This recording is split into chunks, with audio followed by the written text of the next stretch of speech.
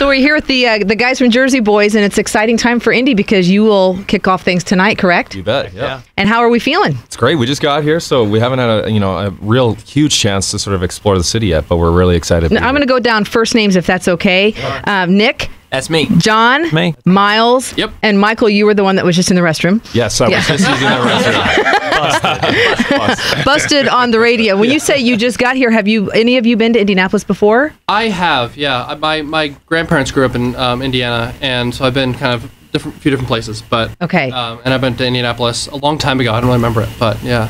What are your plans as far as outside of the show? What do you want to see and you have on your things to do list? My dad actually played pseudo pro hockey in the WHA back in the 70s for the Indianapolis Racers. Oh, it was there, right? Wow. So this was like a city that he really dug. So I'm excited to kind of like get his lowdown on the city, and then he's gonna give me the sort of Wayne Gretzky was it was his first professional. Yeah, he sort of played in the same time as him. So that's kind of good. Anyway, this is one of his favorite cities when he was down here. So I'm super pumped to be That's here. amazing. Well, we can tell you St. Elmo's would be a restaurant you definitely want to visit. Okay. But be careful on the shrimp cocktail. The cocktail sauce. It'll clear you out nicely. People don't tell you, and then they ask you to take a big bite, and it's got horseradish. Oh my gosh! It'll get you. It can clear you out pretty quickly. Good to know. Exactly. Now, when you audition for this, you have to be able to sing high. I don't know if you knew that, but yes, I mean it's up there. Yeah, it is.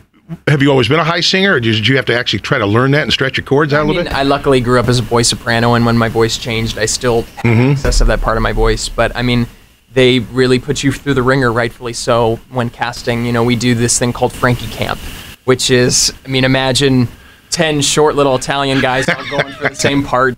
We spend 3 days together, going through the music from the show and the different scenes that Frankie does, and the choreography. So it's kind of like a 3-day extensive to see if you have what it takes to play Frankie Valli. Well, and I'll tell you, just from what I've heard, it's amazing. I mean, you guys sound just like it. I mean, there's no question about it. That's cool. That's the goal. Yeah, that is. That's good to hear. I'm glad. Really, but is that something like you had a voice like Frankie Valli, or did you have to kind of learn that? Well, I know you said the camp and all, but I grew up listening to this music. And although I'm 24, I'm lucky. Right. Only let me listen to oldies 104.3 growing up. Frank Sinatra and Etta James and Stevie Wonder.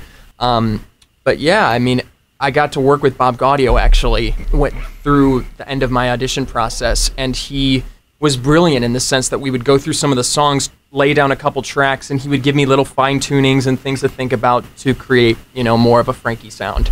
So it was just amazing to get to work hands-on with the real Bob Gaudio, the real guy. Yeah, no kidding. It's amazing. Now, have you ever forgotten the words? Forgotten the words? Yeah, when you're out and you're singing, or your lines. You ever forget that? And hey, it's live theater, so things happen. Yes, things I certainly have. Yeah. Is that where you kind of go, no, you just kind of make up some? You find your way, and you luckily, if you forget your lines or something and you're on stage, you trust your other actors that they're gonna catch you when you fall. That's the joy of live theater. Is that it happens. It's sometimes going to happen where you fall right on your face, but at least you have your other actors there to pick you up and continue on. Exactly. We're with the guys from Jersey Boys, and we always ask the artists that come through here that we play on the radio, what would their backup career have been had they not been singing? And obviously you're all talented singers, but what else do you do well? Oh, wow. I would have gone into architecture. Yeah, me as well, actually. Really? I didn't know that about you. Cool.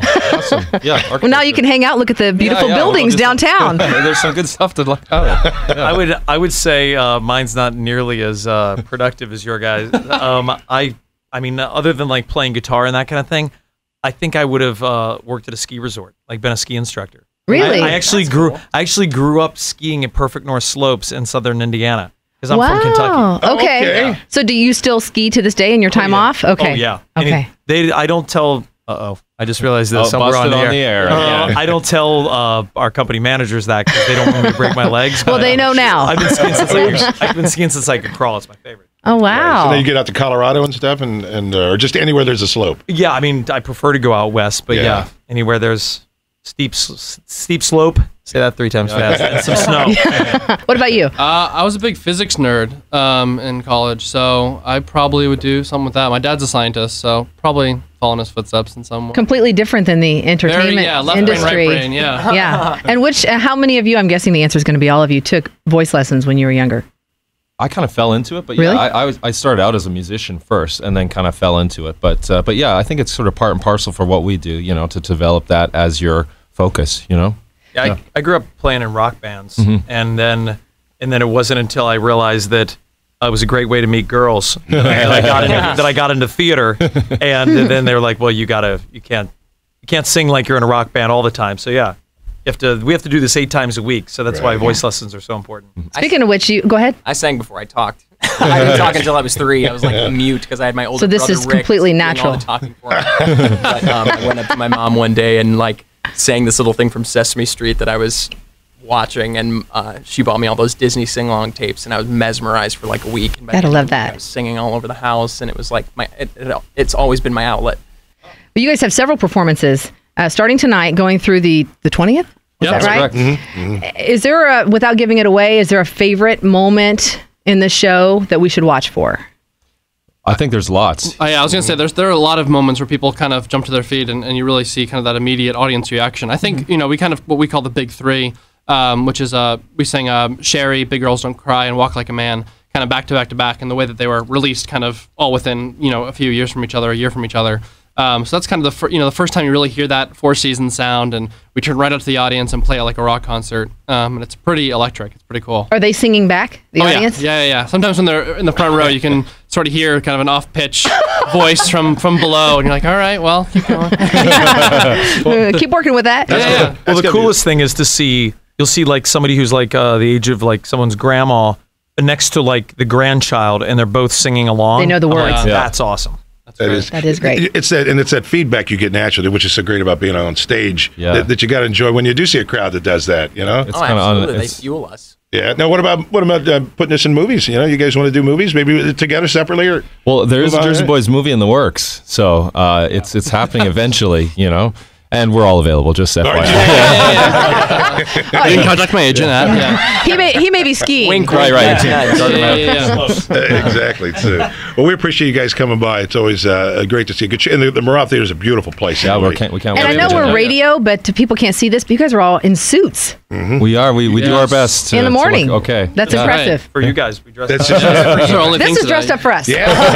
Hey, that's cool. Otherwise, I wouldn't have makeup on. and sweats. Well, thank you. We're looking forward to the show too, and enjoy Indianapolis. Take Yeah. the sights. Thank you. Can't wait to Yeah. get out.